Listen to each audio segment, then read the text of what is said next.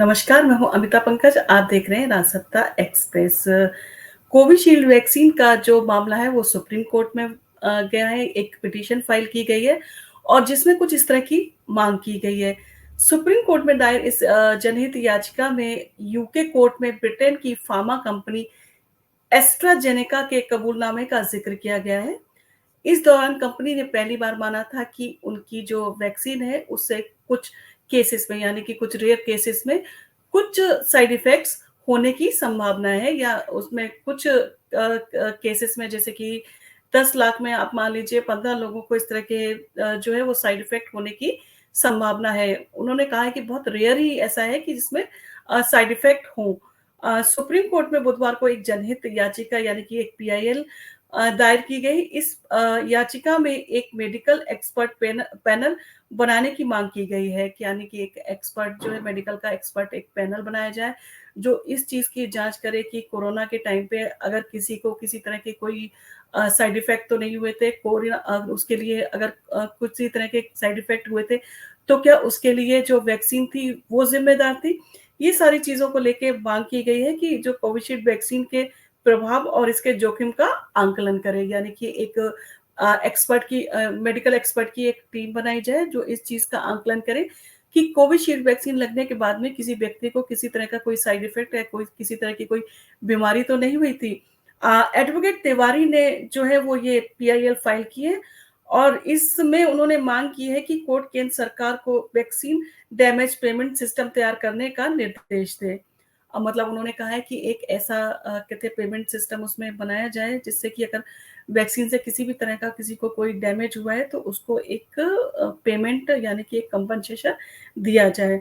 और उन्होंने इस तरह की चीज़ें बोली है कि बहुत सारे केसेज़ आ रहे हैं, उनका ऐसा मानना है कि कोरोना के टीकाकरण अभियान के दौरान गंभीर रूप से प्रभावित हुए जो लोग हैं, उनको कंपनसेशन दिया जाना चाहिए।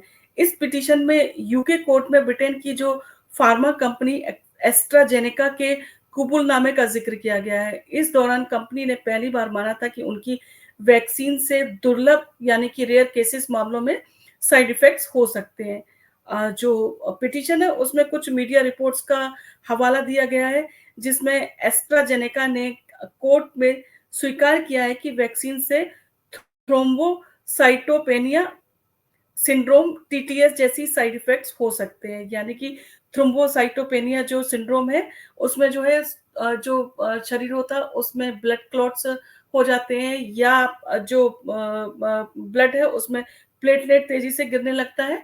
तो ये सारी चीज़ें कही गई हैं और इसमें ये माँग की गई है कि अगर किसी को भी वैक्सीन से किसी भी तरह का कोई दिक्कत हुई हो या उसका उस प्रभाव दुष्प्रभाव अगर उसके ऊपर पड़ा हुआ है तो उसको एक कंपनसेशन दिया जाना चाहिए।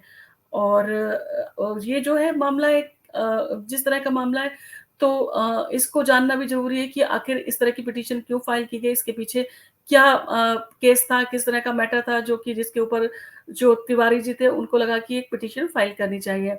दरअसल ब्रिटेन के जेमी स्कॉट नाम के एक शख्स ने एस्ट्राजेनेका के खिलाफ केस फाइल किया था।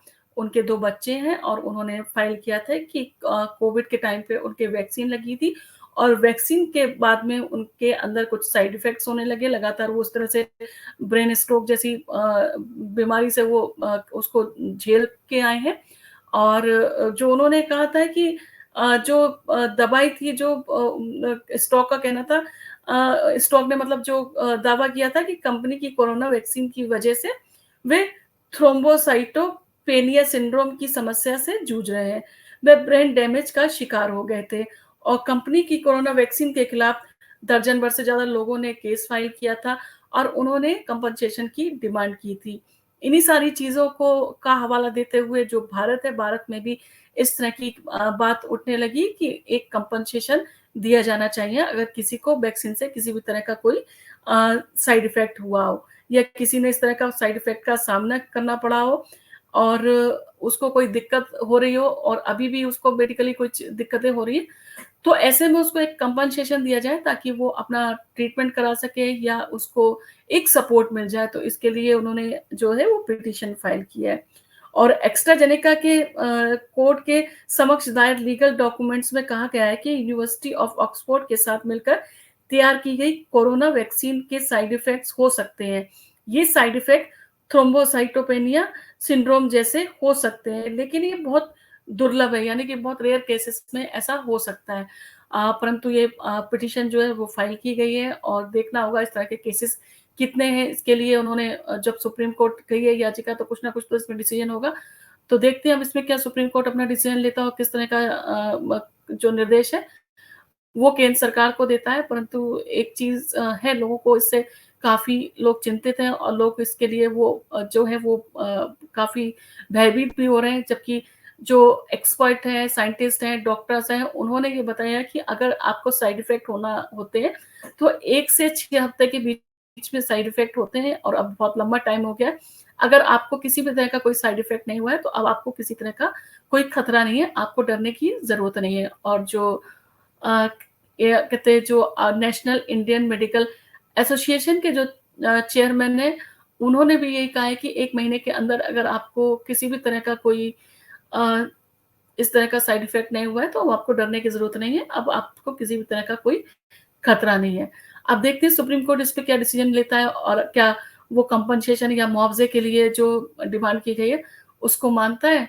और इन सारी चीज़ों के साथ-साथ एक देश में बहस भी छिड़ गई है कि क्या कोविड वैक्सीन लगा के हमने सही किया? क्योंकि कुछ लोगों का कहना है कि जो डॉक्टर हैं, एक्सपर्ट हैं, उनका ये कहना था कि जो पहली डोज़ लगती है, उसमें किसी तरह के साइड इफ़ेक्ट होने की संभावना रहती है।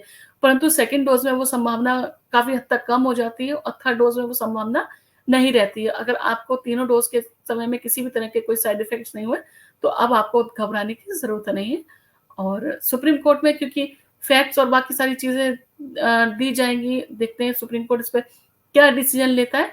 और आप जो है वो एक्सपर्ट और मेडिकल साइंस के जो लोग हैं, उनकी चीज़ों पर आप बिलीव कीजिए, क्योंकि जो कोविड का खतरा था वो बहुत बड़ा खतरा था और ऐसे में देश के लोगों की जान बचाने के लिए जो कदम उठाया गया था वो शायद उस तरह टाइम का सही कदम भी हो सकता है। परंतु देखना होगा कि सुप्रीम कोर्ट इस पे क्या डिसाइड करता है, सुप्रीम कोर्ट का इस पर क्या फैसला आता है। धन्यवाद। आपको अगर हमारा वीडियो पसंद आया तो आप इसको लाइक कीजिए।